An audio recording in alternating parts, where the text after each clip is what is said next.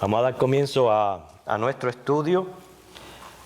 Hemos dado inicio a la carta a los Efesios. Tuvimos una introducción la semana pasada, más bien preparando nuestras mentes y corazones para entender el estudio en sí,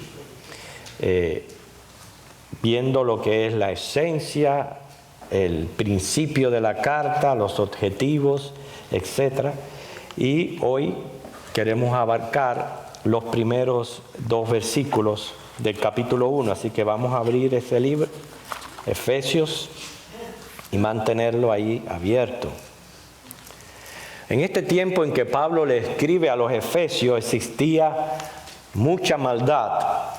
En el capítulo 2, versículo 2, precisamente él dice: en lo cual anduvisteis en otro tiempo siguiendo la corriente de este mundo, conforme al príncipe de la potestad del aire, el espíritu que ahora opera en los hijos de desobediencia.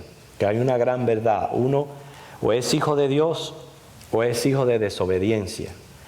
Y uno se pregunta, ¿y cuándo no ha habido maldad? La maldad ha prevalecido desde la misma caída. Y es la misma que prevalece en nuestro siglo. Ha aumentado, sí. Recuerde también que somos más habitantes. Por eso la maldad ha aumentado. Hermano, ¿cómo vive la gente a nuestro alrededor? ¿Cómo vive? Sus vecinos, gente con quien usted tiene contacto, compañeros de trabajo, de estudio. ¿Se ha puesto a analizar de qué se trata sus vidas? Bueno, dice también Pablo aquí en el capítulo 2, versículo 12, que en aquel tiempo estabais sin Cristo, alejados de la ciudadanía de Israel y ajenos a los pactos de la promesa, sin esperanza y sin Dios en el mundo. ¿Se imagina qué triste es esa situación? Vivir sin esperanza y sin Dios en este mundo.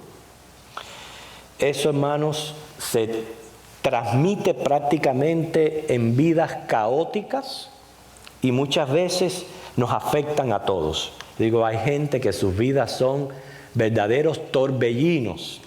Y quiero decirle, todo el que se acerca lo arrastran, porque hay vidas que son así.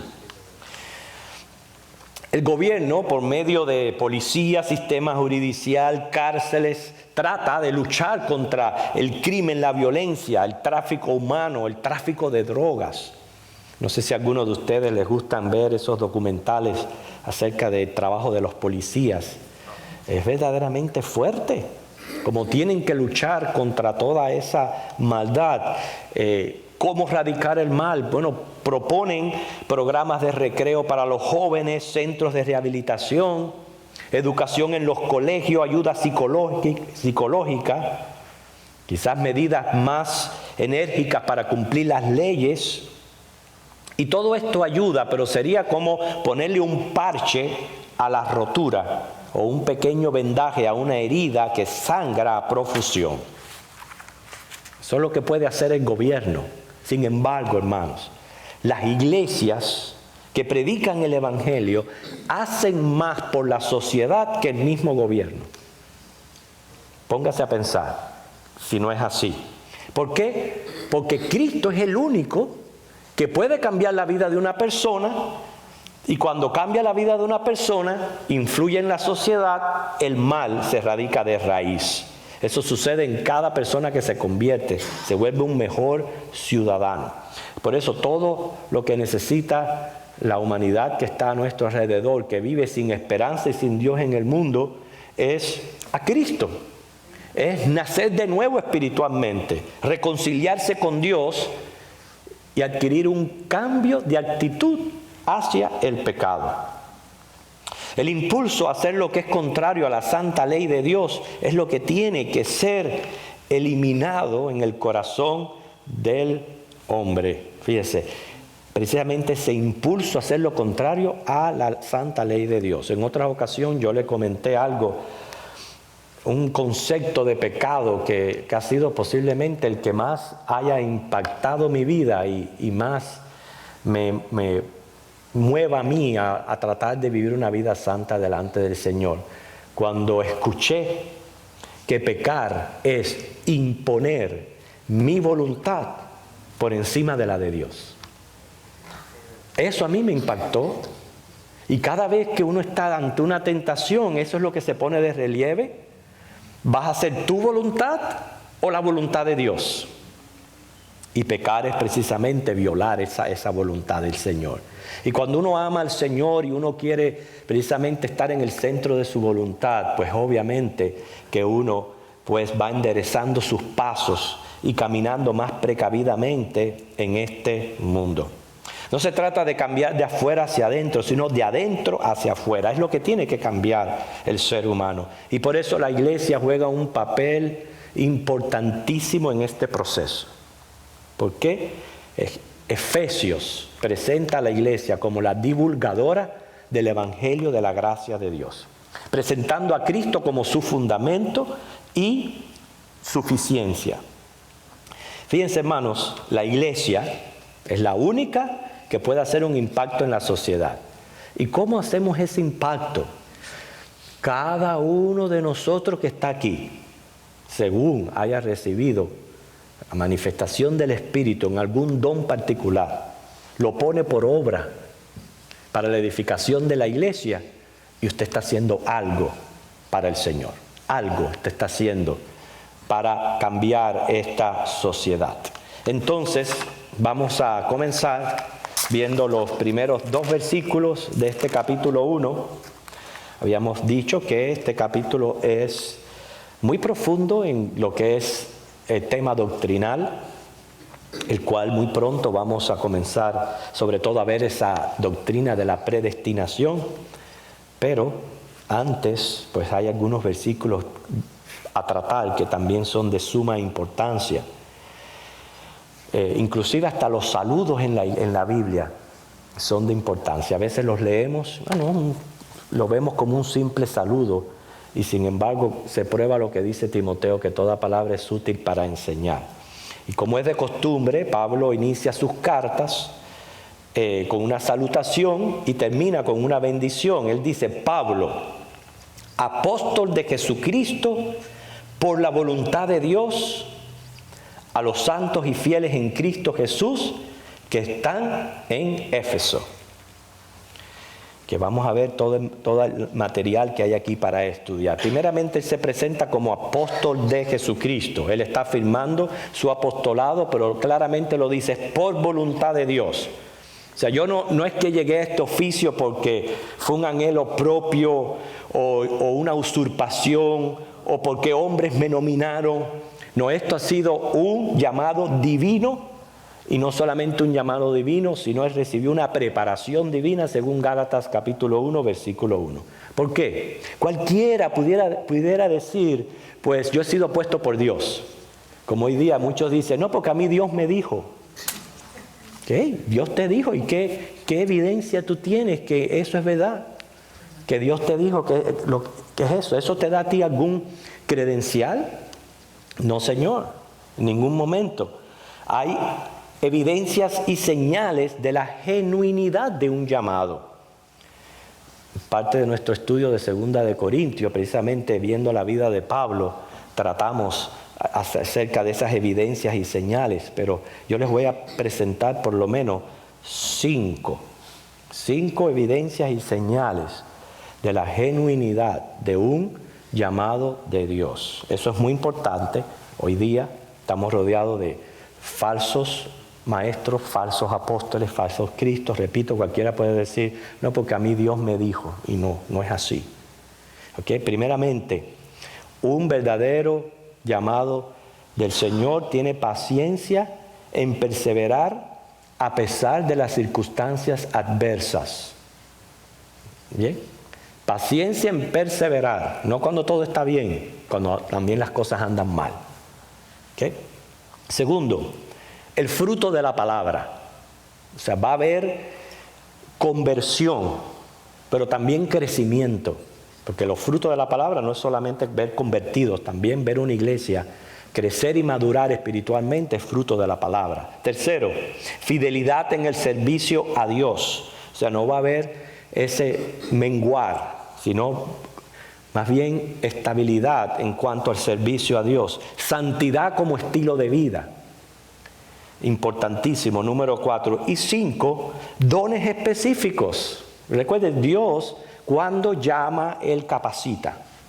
Y Él va a capacitar a esa persona. Hay más los creyentes que son llamados para el ministerio oral de la palabra, que en otra ocasión en el estudio de los dones los expusimos, como es apóstoles, profetas, pastores, maestros, evangelistas. Todos ellos tienen el don de lo que es oral, don de la palabra.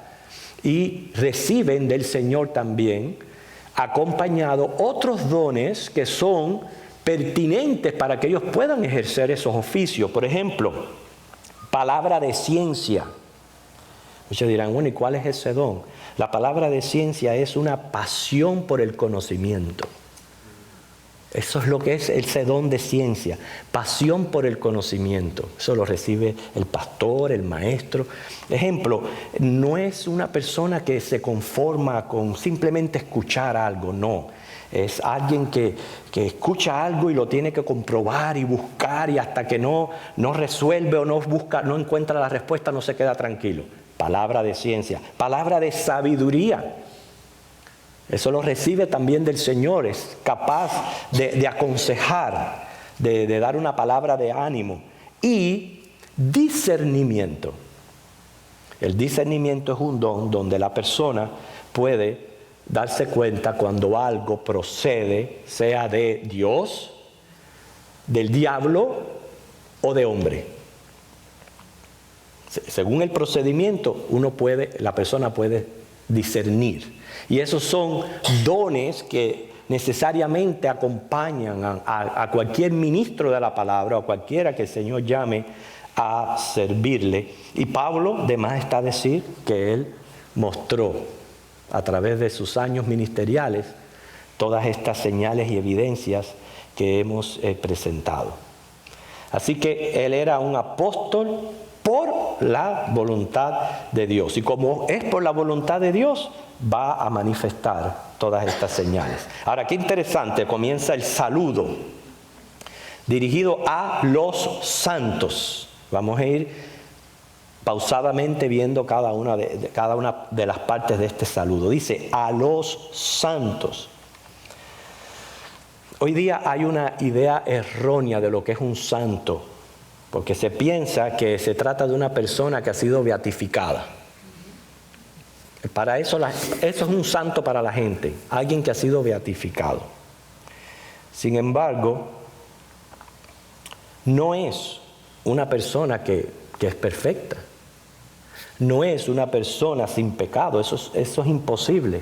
No hay justo ni aun uno, dice la palabra de Dios. Es más, el Papa, aunque se proclame su santidad, porque así se proclama, lo cual es una blasfemia, no es infalible. Mira, ellos proclaman la infalibilidad del Papa, no es infalible. Es más, yo lo digo desde aquí, no importa que me estén escuchando en el internet, no es ni tan siquiera santo. No es ni santo. Mire, si fuera santo, lo primero que quisiera era renunciar al catolicismo. Esa era la primera señal de un santo, renunciar al catolicismo. Entonces, santo, hermano, es una palabra, es un epíteto más bien que se le da al cristiano. Se trata de una posición, es la posición del creyente en Cristo. No es algo que es de él mismo, sino es la posición que tiene el creyente en Cristo, donde una vez es hijo de Dios. Y eso es otra cosa que a mí me impacta muchísimo cuando hablamos de que nosotros somos santos. Usted se imagina lo que es ser puestos apartes para el uso exclusivo de Dios. Eso es un santo. No se trata que no tiene pecado ni que sea perfecto, no. Una persona que Dios, de los 7 billones de personas que habitan la tierra, llama, escoge y pone aparte para Él usar de manera exclusiva. Así mire si nosotros debemos honrar ese epíteto que se nos ha dado de santos. Nosotros pudiéramos aquí llamar, por ejemplo, a mi hermana Santa Emma, Santa María Sabina, Santo Mar. Bueno, precisamente por eso usted encuentra en los evangelios San Mateo, San Pedro, San Lucas, porque es un epíteto de todo cristiano. Y es nuestra posición en Cristo, una persona apartada, consagrada para servir a Dios. Por eso nosotros tenemos que honrar esto, porque esto es un llamado de gracia. O sea, santos y creyentes constituyen una unidad. No se trata de dos tipos de cristianos, no porque este grupo es creyente y este grupo es santo. No, señor, no. Todos los creyentes son santos, todos, porque estamos hablando de los creyentes verdaderos, porque todo lo demás es falso, pero el creyente verdadero es un santo, eso es una unidad. No se puede ser una persona consagrada a Dios sin ser primeramente un creyente en el Señor.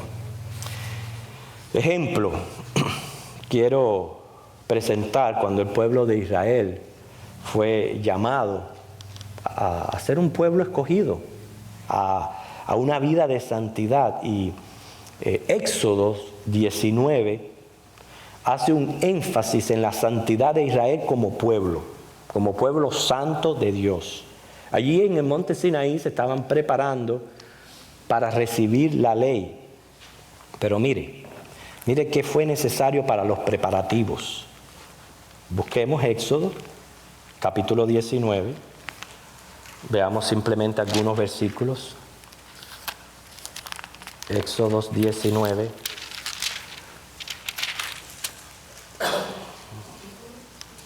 Éxodo 19, versículo 5.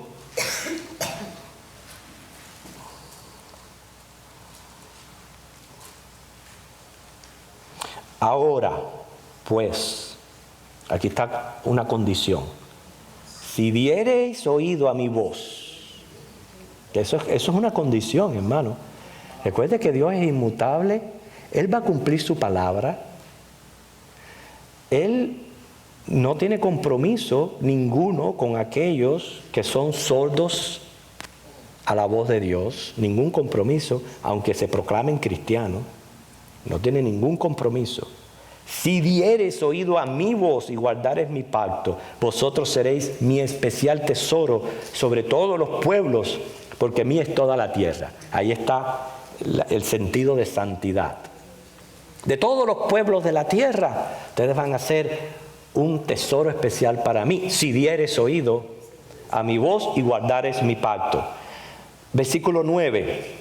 Entonces Jehová dijo a Moisés: he aquí, yo vengo a ti en una nube espesa para que el pueblo oiga mientras yo hablo contigo, y también para que te crean para siempre. Ahí está también implícita la fe. Siempre ha sido algo implícito desde un principio, la fe, el oír.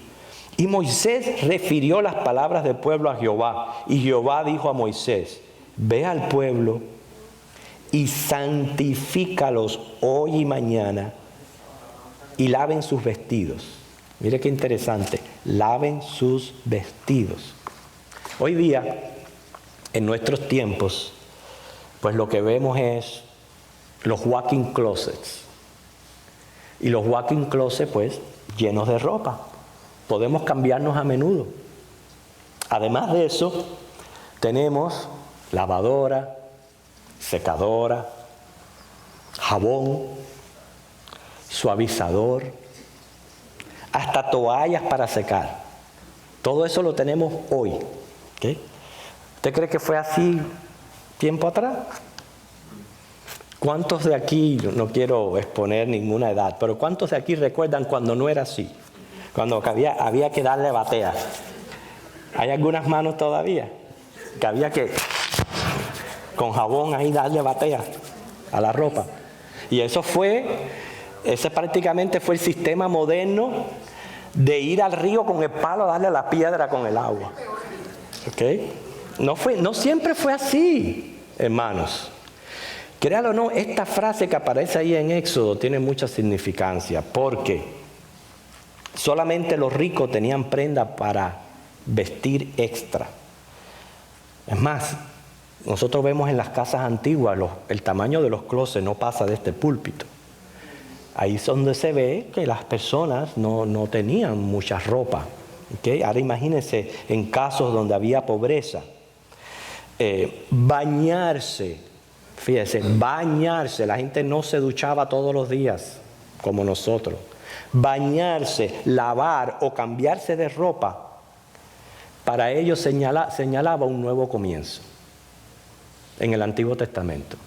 Ejemplo, Jacob al regresar a Betel, José al salir de la cárcel, los leprosos cuando se integraban a la sociedad, cuando David dejó de llorar a su hijo muerto, según 2 de Samuel 2:20, dice que él hizo eso, se bañó, se lavó y se cambió y se presentó delante de Dios. Toda aquella idea era un nuevo comienzo, un nuevo cambio, y eso, hermanos, en el Nuevo Testamento, si leemos 2 de Corintios capítulo 7, versículo 1, vemos la idea aquí con relación a nuestra santificación. 2 de Corintios 7, 1. Así que, amados, puesto que tenemos tales promesas, limpiémonos de toda contaminación de carne y de espíritu, perfeccionando la santidad en el temor de Dios.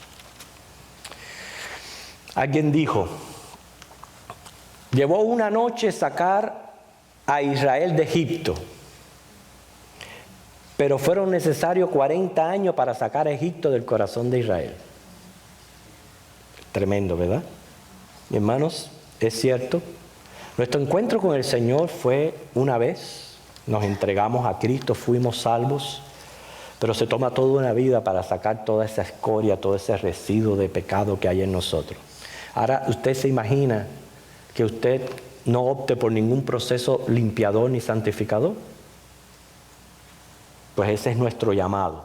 Por eso dice, a los santos.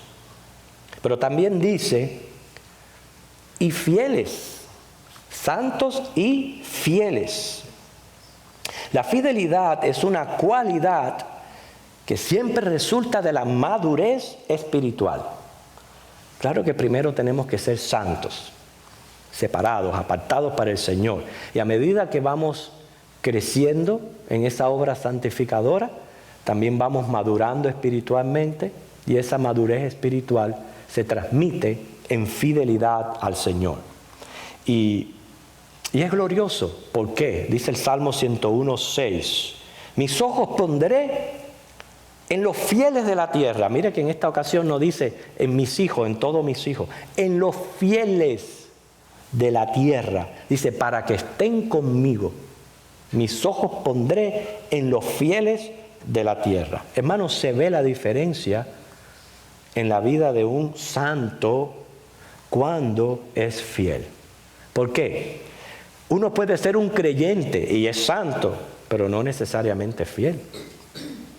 Y es ahí donde, ahí tenemos un llamado, es nuestra responsabilidad a trabajar en esa fidelidad. La fidelidad resulta en cada día más pegarnos más a Cristo.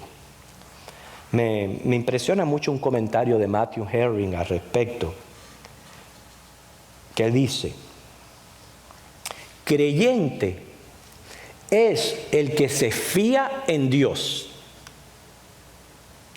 Fiel es el creyente de quien Dios puede fiarse.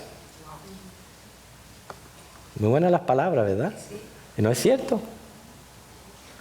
Un creyente es alguien que se fía en Dios, pero fiel es alguien de quien Dios puede fiarse. ¿Okay? O sea, es una persona que es digna de fiar en carácter, en personalidad, lo que habla, lo que vive. ¿Okay? Todo va en acorde, una cosa con otra. Una persona fiel lo va a manifestar, y esto yo lo que veo es precisamente la madurez espiritual, el proceso de santificación te hace a ti más sabio, y cuando tú eres más sabio te vuelves un mejor mayordomo de tu vida. ¿Ves? Te vuelves un mejor mayordomo de lo que es manejar todo lo que tú eres, manejar tu tiempo, tus recursos, tu energía. Cuando tú te vuelves un buen mayordomo, entonces comienzas a ser fiel porque vienes a ser diligente, responsable, puntual. Miren, hermanos, no todo el mundo puede decir, pues, soy maduro en el Señor. Como le pasó a un loco que se creía aguacate y se subió en una mata de aguacate bien alta, ¿no? Y allí se creía el pobre aguacate. Y él se tocaba la cabeza y se veía que estaba dura. Y decía, no, todavía estoy verde. Pero entonces se toca el estómago y cuando lo ve flojo dice, ay, ya me maduré. Se tiró y se reventó. Mire, no todo el mundo es maduro espiritualmente. Llegar a ese grado donde tú eres diligente, puntual, responsable, y no estamos hablando de comerse el mundo, estamos hablando de esa habilidad que Dios te dio, ese don espiritual para que tú lo desarrolles para la iglesia, no más. Eso específicamente que Dios te ha llamado a ti para hacer algo para Él. En eso es que Él quiere que muestre tu fidelidad. La gente de doble ánimo no se puede contar con ella. Yo simplemente dentro de mí me pongo a cantar una canción muy popular, no sé si las demás nacionalidades la conocen, pero en Cuba había una canción que decía, pero dicen que yo soy un barco y tengo que navegar. ¿Cuándo se recuerdan de ese estribillo? ¿Verdad? Dicen que yo soy un barco. Hermano, hay gente así. Hay gente así. No se puede contar con ellos. Entonces es todo lo contrario a lo que es ser fieles. En fin, en eso hay que crecer. Y vamos a darnos oportunidad de crecer, pero por lo menos póngalo como meta, de ir cada vez mejorando más en su relación con el Señor. Porque lo que queremos escuchar, Mateo 25, 21, ¿verdad? Bien, buen siervo y fiel. Sobre el poco has sido fiel, en lo mucho te pondré, entra en el gozo de mi Padre. Bien, seguimos, vamos a tratar de abarcar. Ustedes ven, mira ya la hora que es y no hemos un solo versículo. Entonces hay veces que uno dice, no se puede avanzar en el estudio de la palabra de Dios porque es muy útil, aún un saludo nos es útil para nosotros. Y él dice, por la voluntad de Dios, a los santos y fieles en Cristo Jesús que están en Éfeso. Una de las cosas que aprendimos en la introducción al estudio es que esta carta es circular. ¿Qué quisimos decir cuando decimos que es una carta circular? Que no era como primera y segunda de Corintios. Primera y segunda de Corintios fue dirigida a una iglesia particular para tratar asuntos de esa congregación. La congregación que se reunía en Corintios. Cuando decimos una carta circular era porque el propósito era que circundara por todo lo que era la provincia de Asia Menor. Todas esas iglesias que también menciona Apocalipsis del 1 al 3, todas esas iglesias se pretendía que leyeran esta carta. Claro, fue enviada primeramente a Éfeso. Éfeso era prácticamente la capital de toda la provincia. Fue Tíquico, según Efesios 6, 21 al 22, quien la llevó a esta iglesia. Pero el objetivo era que se leyera y que después la pasaran. Pero no solamente eso, hermano. Efesios es palabra inspirada de Dios. Y no solamente era para la provincia de Asia, era para nosotros también. Para tener la bendición de hoy poder abrir esta carta, estudiarla y aprender mucho acerca de ella. Entonces, después de mencionar los destinatarios, entonces saluda. Dice, gracia y paz a vosotros, de Dios nuestro Padre y del Señor Jesucristo. Por lo menos vamos a tratar de abarcar lo que es gracia y paz. Gracia, charis, una palabra griega, shalom, una palabra hebrea para paz. Y lo que hace Pablo es unirla, pero en realidad es como si fuera una miniatura del Evangelio. Gracia y paz. Una verdadera miniatura del Evangelio. Sabemos, como Efesios 2, 8 y 9 dice, que somos salvos por la gracia de Dios. Favor no merecido. O sea, es algo que recibimos del Señor, que no merecemos. Y no solamente recibimos la salvación, pero prácticamente nuestra vida está basada en recibir gracia sobre gracia. Juan 1:16 dice, porque de su plenitud tomamos todos gracia sobre gracia. Así que es un deseo propio, como es necesidad de todo hombre, recibir gracia de Dios es un deseo propio, pues desearlo a la iglesia. Que todos podamos gozar de esa gracia. Y paz, bueno, mientras que la gracia es fuente, la paz es el resultado de las bendiciones espirituales que emana de esa fuente. Al fin y al cabo, vivir en paz, yo pienso que es un deseo universal. ¿Usted no lo cree? ¿Que vivir en paz es un deseo universal? ¿O tener dinero es un deseo universal? Pero ¿de qué le vale tener a uno dinero si no tiene paz? ¿Verdad? La paz es una de las bendiciones de Dios. Y esto lo repito mucho. Yo lo veo como fueran 3P. 3P es como yo considero la bendición de Dios. Provisión, protección y paz. Eso es todo lo que... Sin eso, nuestra vida sería un caos. Un caos. Y todos deseamos paz. Bueno, quiero decirle, al principio del estudio estuvimos hablando cómo vive la gente a nuestro alrededor. Pablo dice en Efesios 2:12, viven sin esperanza y lejos de Dios. Vivir sin esperanza y lejos de Dios es sinónimo de no tener paz. Es más, Isaías 57:21, con toda claridad lo dice, no hay paz para los impíos. No hay paz. Y los impíos podrán tener todo el oro, el dinero del mundo, todo el poder del mundo, lo que fama, hermosura, lo que sea. Pero mientras que estén en calidad de impíos porque no han venido a Cristo y no se han entregado a Cristo, no hay paz. Por eso que sus vidas son torbellinos. Esa es la razón. Viven vidas torbellinos. Y muchas veces nosotros como cristianos somos víctimas porque como son a veces nuestros familiares, nuestros conocidos, pues a veces no podemos impedir acercarnos a ese torbellino y que de alguna manera también nos perjudiquen. Pero por eso el Señor promete mantenernos en una paz que solamente Él puede dar, aún en medio de esos torbellinos y viviendo entre esas personas.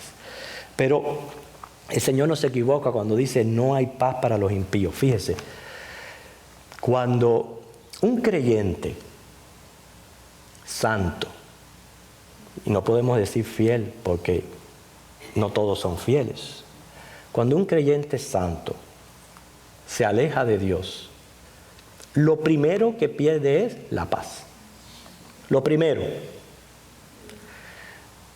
La vida se le vuelve, como nosotros decíamos, un yogur, pero no como el yogur americano que le echan fresa y raspberry y sabores así de fruta. No, yogur agrio. La vida se le vuelve un yogur. Hermano, esa es realidad. No salen de un problema para enfrentar otro. No han quitado un obstáculo cuando ya tienen otro. Nunca les falta una excusa, una razón para integrarse o consagrarse. Y no se dan cuenta que lejos de Dios no hay paz. No la hay.